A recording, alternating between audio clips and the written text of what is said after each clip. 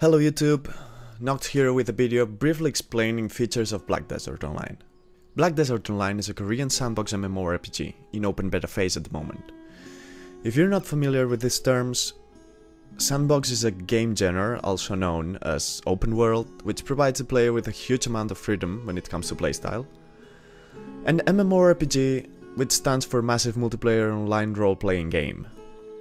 Considering there are quite a lot of MMORPGs out there, this first video of the series will be a summary of Black Desert's features.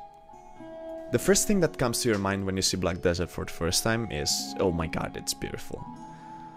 Yeah, indeed, it's by far the MMORPG with the highest graphics quality I've been able to play, period. There are a lot of different zones, from forests to fields, castles, mines, cities, towns, rivers, swamps, well, a lot. You can see some examples now, and they all look gorgeous.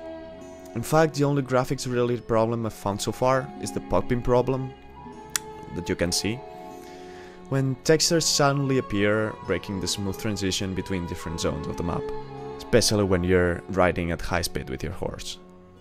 Well, and some minor texture collision problems, but yeah, minor problems.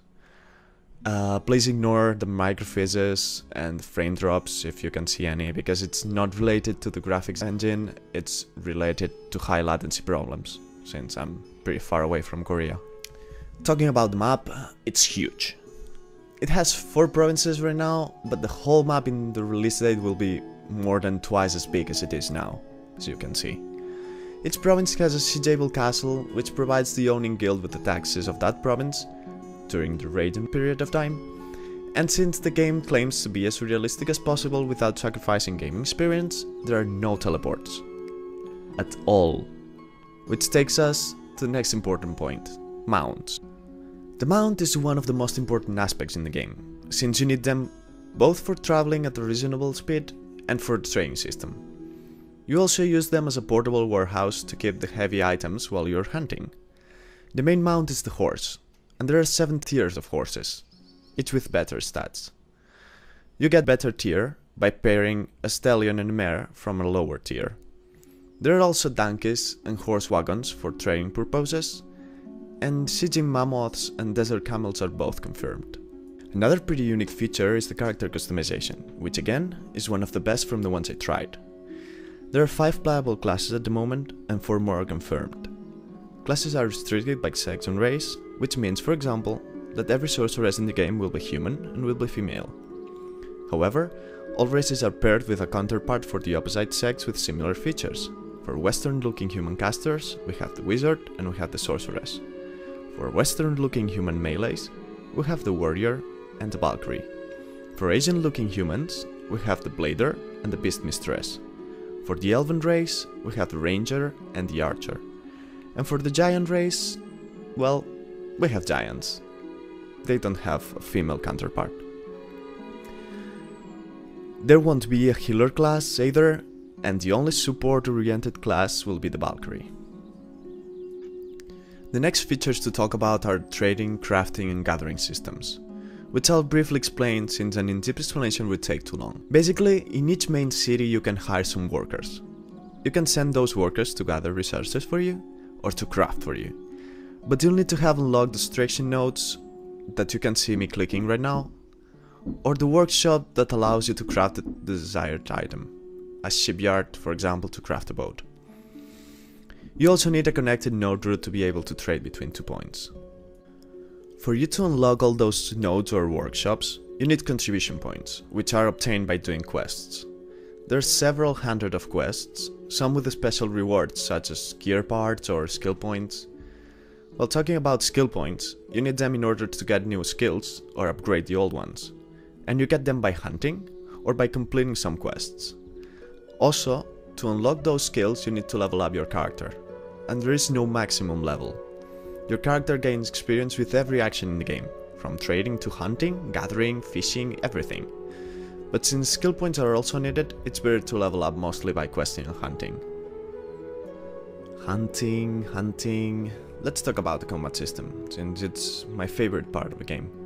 In Black Desert, there are not several hotkey bars like in other MMORPGs. All skills are done by a combination of keys. you just assign to a hotkey the ones that you don't like that combination. For example, with Shift plus left click I do this dash attack, but with S and left click I do this melee combo.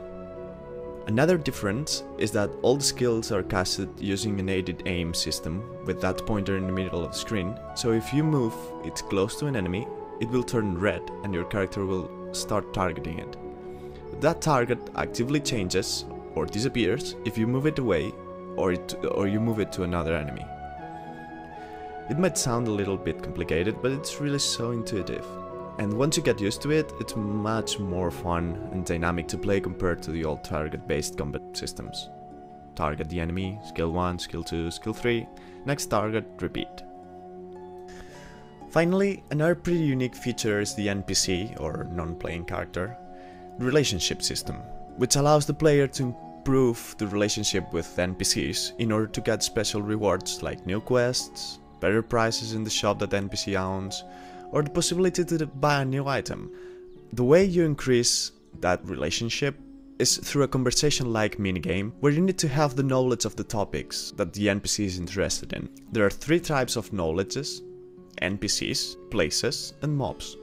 You get the knowledge of an NPC by talking to him, you get the knowledge of a zone by visiting it, and you get the knowledge of a mob by killing a random number of them. For example, if you want the knowledge of this beetle right here, you should start killing some of them until this message appears. When I get the knowledge of the mob, I'm able to see its HP bar decreasing, while I was only able to see it turning from yellow to red the closer the mob was to die before I got the knowledge. Well, this is all for now. The second part of this series will come next week and will cover the evolution of the changes or adaptations that the publisher made and is making for the Korean version of the game, as well as my final thoughts about the game in the current state, so I hope you guys watch it as well. Also, you can check my stream link in the description below. I stream at least thrice per week. And yeah, feel free to leave any comments or suggestions in the comment section below, like which content would you like me to cover in my next videos, for example. Anyway, thank you so much for watching. We'll meet again in the next video. See ya!